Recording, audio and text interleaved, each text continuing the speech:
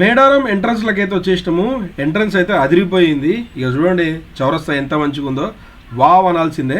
ఎందుకంటే ఆదివాసీల జీవన విధానాన్ని మన కళ్ళ కట్టేలాగా చూపించడం కోసం అయితే విగ్రహాలను అయితే ఇక్కడ ప్రతిష్ఠించారు. చూడడానికి ఇవి విగ్రహాలు లేవు, వాళ్ళే నిలబడ్డట్టుగా అయితే ఉందన్నమాట. ఇక చూడరు, అబ్బాబాబా ఎంత బాగుందో. వావ్, మన రాష్ట్ర పక్షి పాలపిట్ట, తర్వాత ఖడ్గమృగము. ఆహా, వాళ్ళ జీవన విధానాలని మనకు అర్థమయ్యేలాగా క్లియర్ కట్గా అయితే చూపిస్తూ ఉన్నారు అనమాట. నెమళ్ళు, కొంగలు. వావ్, అదిరిపోయింది. గుడి ముందలున్న ప్రాంగణాన్ని అయితే చూపిస్తూ చూడండి. ఈ ప్రాంగణం మొత్తము రాతి స్తంభాలతో అయితే నిర్మిస్తూ ఉన్నారు. ఇక రాతి స్తంభాలను చూస్తే మాత్రం మొత్తంగా అయితే ఆదివాసీలకు సంబంధించిన సంస్కృతి సంప్రదాయాలు అయితే ఉట్టి పడతా ఉన్నాయి స్తంభం మొత్తంలో.